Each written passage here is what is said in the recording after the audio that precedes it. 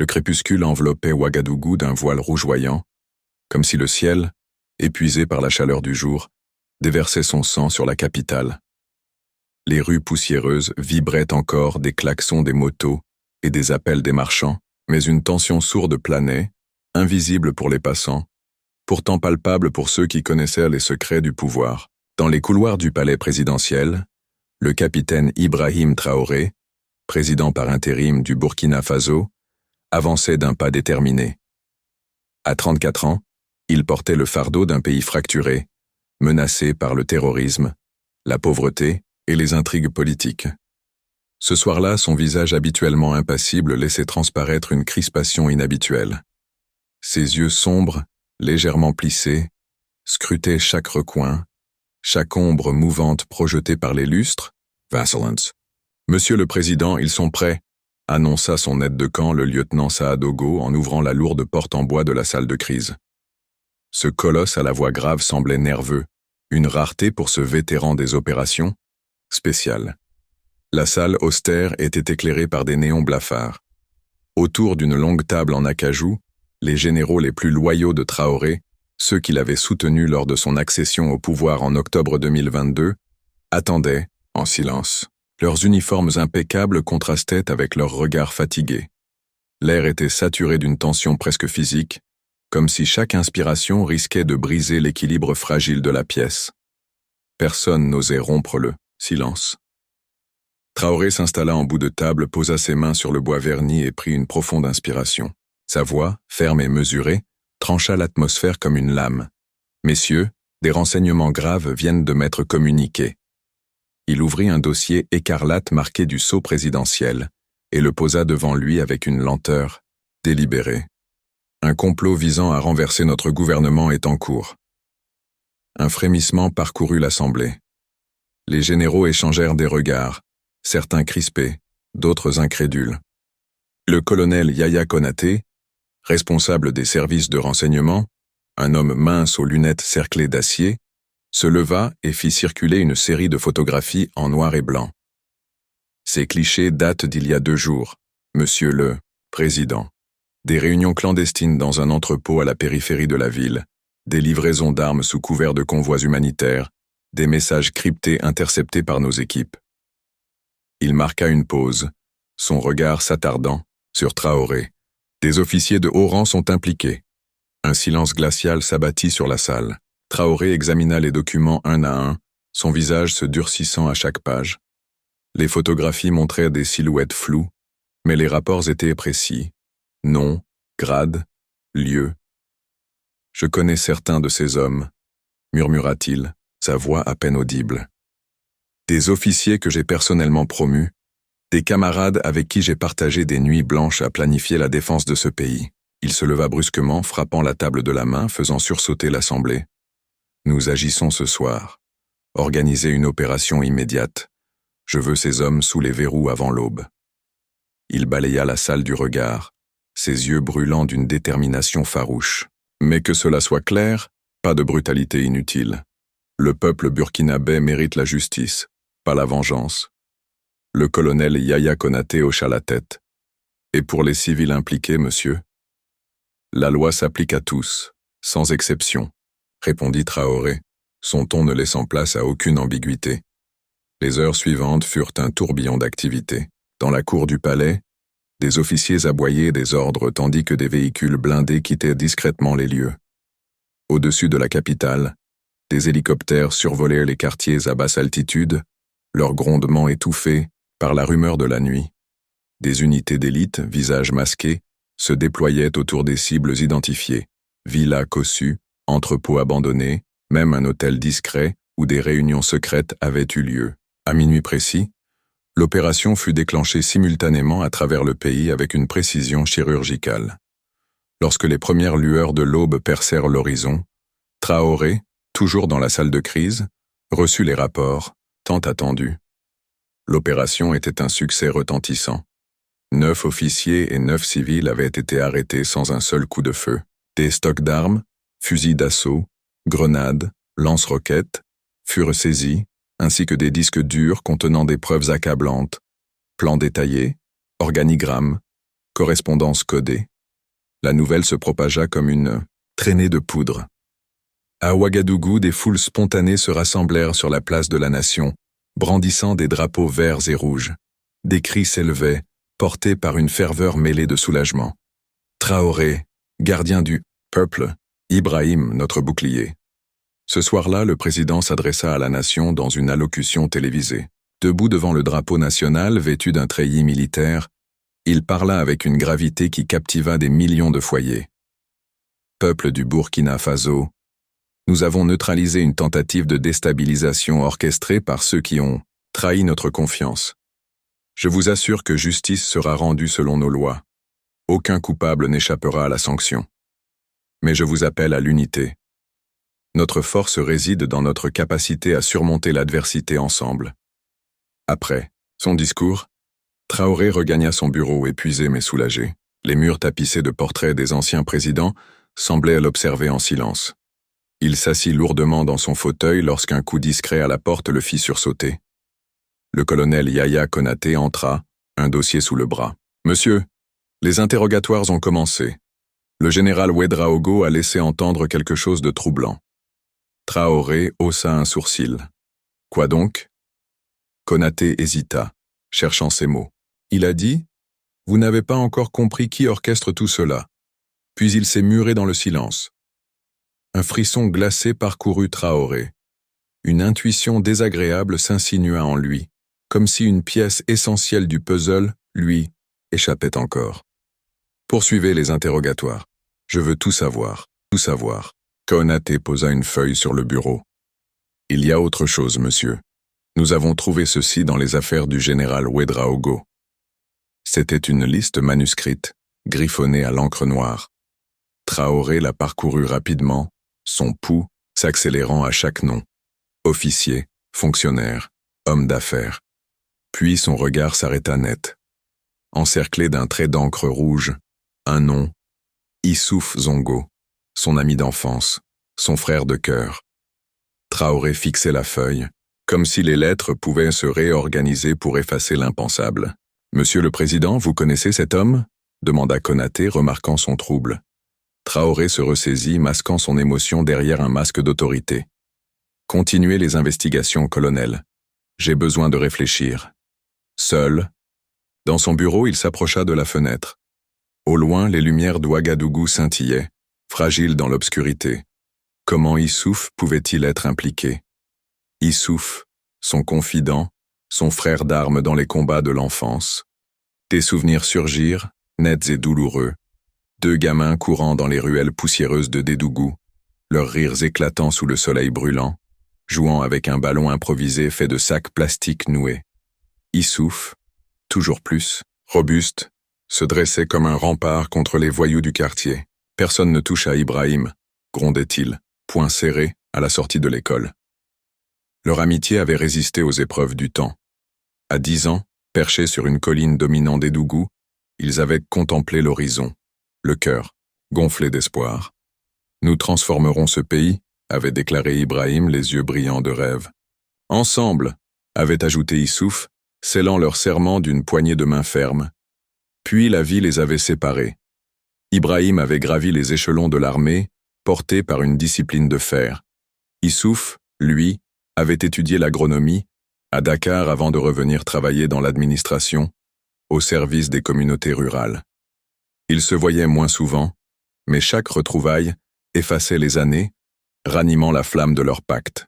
Lorsque Traoré avait pris le pouvoir dans un contexte de chaos politique et d'attaques djihadistes, il avait proposé à Issouf un poste clé au gouvernement. Ce dernier avait décliné avec un sourire humble. « Je suis plus utile sur le terrain, Ibrahim. Le peuple a besoin de sentir qu'on ne l'oublie pas. » Traoré avait admiré cette intégrité, sans se douter qu'elle pouvait cacher autre chose. Il secoua la tête, incrédule. Une erreur? Une manipulation? Il convoqua son chef de la sécurité, le commandant Kaboré, un homme taciturne au regard perçant. « Je veux une surveillance discrète sur Issouf Zongo, pas d'arrestation, pas d'interrogatoire, juste des informations, et que cela reste entre nous. » Les jours suivants furent un supplice. Tandis que le pays célébrait l'échec, Du complot, Traoré portait seul le fardeau de ce doute. Les rapports affluaient, décrivant une vie en apparence banale. Issouf travaillait au ministère de l'Agriculture, visitait sa grand-mère chaque week-end dans son village, jouait au football avec les enfants du quartier, son rire résonnant dans les ruelles. Rien d'anormal. Pourtant, un matin, un agent déposa une clé USB sur son bureau. « Monsieur, voici une vidéo de surveillance. Un entrepôt en périphérie, filmé 3 jours avant l'opération. » Traoré inséra la clé dans son ordinateur. L'image granuleuse montrait Issouf entrant furtivement dans un bâtiment désaffecté, un sac à la main. Il en ressortait 2 heures plus tard, jetant des regards nerveux autour de lui. Cet entrepôt appartient à une société écran liée au général Ouedraogo, précisa l'agent. Le cœur de Traoré se serra. Un autre rapport arriva. Enregistrement audio d'une réunion clandestine. La voix d'Issouf, claire et déterminée, s'élevait. Le système est pourri de l'intérieur. Il faut tout changer depuis la base. Le moment est proche. Traoré réécouta l'enregistrement, cherchant un signe, une inflexion qui prouverait que ce n'était pas lui. Ça pourrait être falsifié, murmura-t-il, les yeux humides. Mais les preuves s'accumulaient comme des pierres tombales. Réunion secrète, transfert financier suspect, message codé reliant Issouf au conspirateur arrêté. 1 semaine plus tard, Traoré prit une décision déchirante. Il devait entendre la vérité de la bouche d'Issouf, non pas en tant que président, mais comme ami. Préparer une voiture banalisée, ordonna-t-il à son aide de camp. Je vais à Dédougou demain matin, seul. Monsieur, c'est contre tous les protocoles, protesta le lieutenant Saadogo. Je ne discute pas, lieutenant, personne ne doit savoir. Après négociation, Traoré accepta une escorte discrète, à condition qu'elle reste à distance et n'intervienne qu'à son ordre. À l'aube, une vieille Toyota Corolla quitta le palais, ses pneus crissant sur le gravier. Traoré, vêtu d'un boubou bleu et d'une casquette usée, conduisait lui-même l'esprit tourmenté. Après 5 heures de route sur des pistes chaotiques, il atteignit les faubourgs de Dédougou. La ville n'avait presque pas changé. Marché bruyant, rue sableuse bordée de manguiers, vieille mosquée dominant l'horizon. Évitant le centre, il emprunta un chemin de terre menant à un village reculé où la famille d'Issouf possédait une maison ancestrale. Il gara la voiture sous un fromager géant, dont les racines noueuses semblaient ancrées dans le temps. La maison, une bâtisse en banco au toit de tôle rouillée, se dressait au bout d'un sentier. Aucun bruit hormis le bêlement des chèvres et le chant lointain d'un coq. L'escorte se positionna à bonne distance, invisible. Traoré frappa à la porte. Pas de réponse. Il poussa le battant, qui grinça sur ses gonds. Dans la pénombre, Issouf était agenouillé sur un tapis de prière, achevant la sala. Il se releva lentement, et leurs regards se croisèrent. « Je savais que tu viendrais », dit Issouf, sa voix calme, presque résignée. « Tôt ou tard. »« Pourquoi » demanda Traoré, la voix tremblante, chargée d'une douleur qu'il ne pouvait contenir. Issouf soutint son regard, impassible. « Parce que tu as oublié, Ibrahim. Nos rêves, nos promesses. Regarde ce village. Pas d'eau potable, des écoles sans toit, des jeunes sans avenir. Qu'as-tu fait pour eux ?» Traoré accusa le coup, chaque mot comme une lame. « J'ai pris le pouvoir, dans un pays au bord du gouffre, Issouf, attaqué par les djihadistes, abandonné par les alliés, rongé par la corruption. J'ai fait ce que j'ai pu. » « Des excuses, » coupa Issouf, son ton durcissant. « Tu es devenu un homme de palais, entouré de flatteurs, déconnecté des villages, qui t'ont vu naître. Alors c'est pour ça que tu as rejoint des traîtres ?» demanda Traoré, la voix brisée. « Toi, mon frère ?» Issouf s'approcha de la fenêtre, son regard perdu dans la cour poussiéreuse. « Je pensais que tu avais trahi nos idéaux. La justice, l'égalité, un Burkina pour tous, pas pour les élites d'Ouagadougou. J'ai cru que seul un choc pouvait réveiller le pays. »« Tu aurais pu me parler » murmura Traoré, les poings serrés. « Nous étions frères. »« M'aurais-tu écouté » rétorqua Issouf. « Ou aurais-tu envoyé un ministre comme tu l'as fait quand les anciens de Dédougou sont venus te supplier pour une pompe à eau ?» Traoré baissa les yeux, frappé par la vérité. Il avait parfois délégué, négligé, pris des décisions, hâtives dans l'urgence. Es-tu encore celui qui voulait changer le monde? Demanda Issouf, sa voix adoucie. Ou juste un homme agrippé à un trône fragile?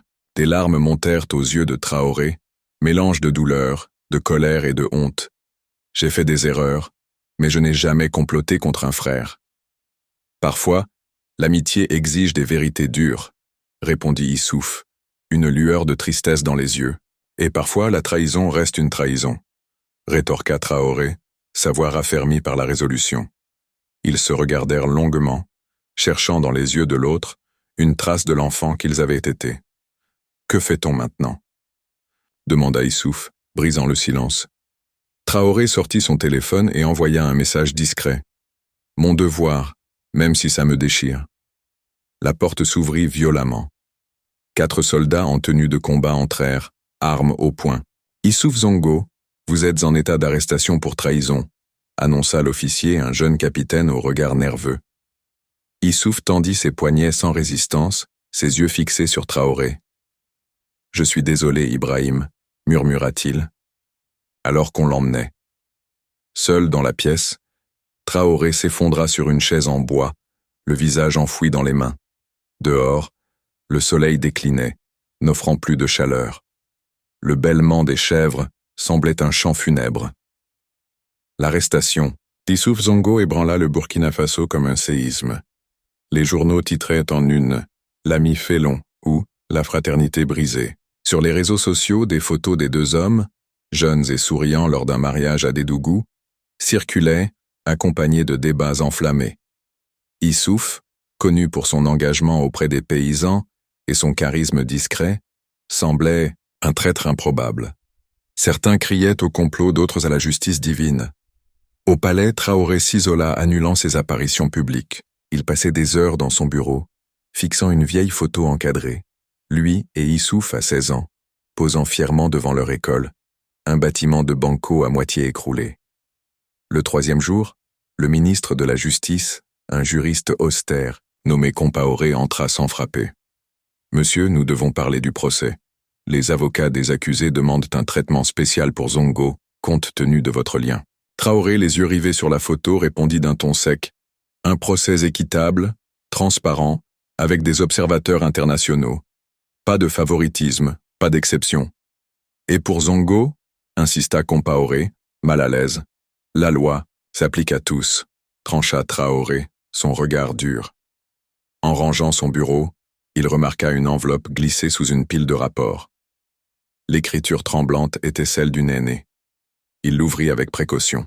« Cher Ibrahim, je t'écris comme celle qui vous a vu grandir, toi et Issouf, courant comme des gazelles dans notre cour. Je ne justifie pas ce qu'il a fait, mais il t'aimait comme un frère. Peut-être est-ce cet amour, déformé par la déception, qui l'a égaré. La colère est mauvaise conseillère, mais la sagesse peut guérir. Que Dieu guide tes choix. Tata Fanta Zongo. » Traoré relut la lettre, ému, un coup à la porte l'arracha à ses pensées. La ministre des Affaires étrangères, une femme énergique nommée Diallo, entra précipitamment. « Monsieur, la presse internationale demande une déclaration. Certains articles disent que cette affaire vous a brisé. » Traoré esquissa un sourire amer. « Brisé? Non? Transformé? Oui, je parlerai ce soir. » Dans un discours télévisé, il s'adressa à la nation avec une vulnérabilité rare. « Citoyens, je vous parle comme un homme confronté à la pire des épreuves, la trahison d'un frère. La justice suivra son cours, mais la vraie douleur vient de la perte d'un ami. J'ai entendu vos appels, vos espoirs, vos frustrations.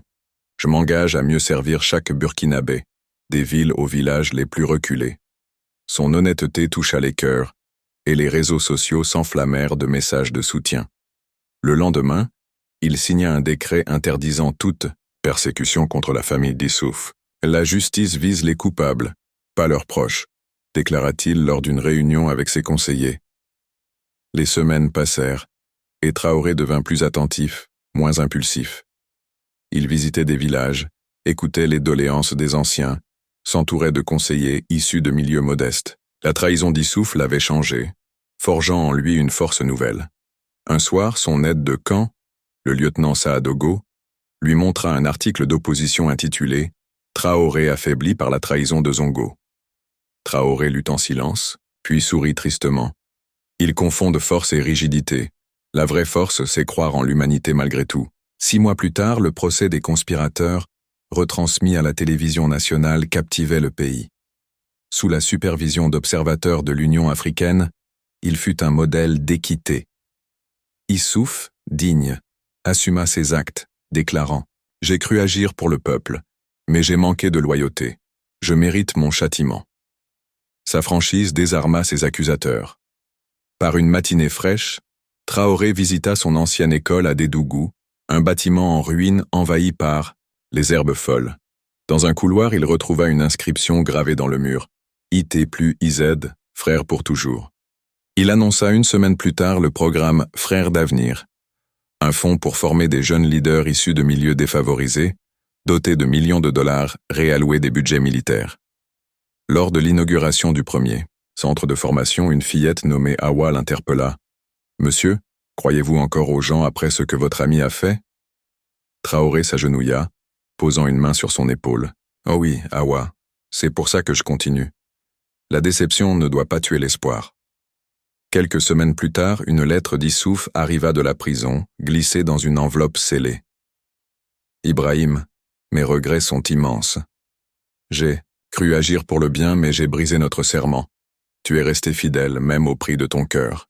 Pardonne-moi si tu peux. » Issouf, Traoré lut la lettre à la lueur d'une lampe, puis la glissa contre son cœur, les yeux embués.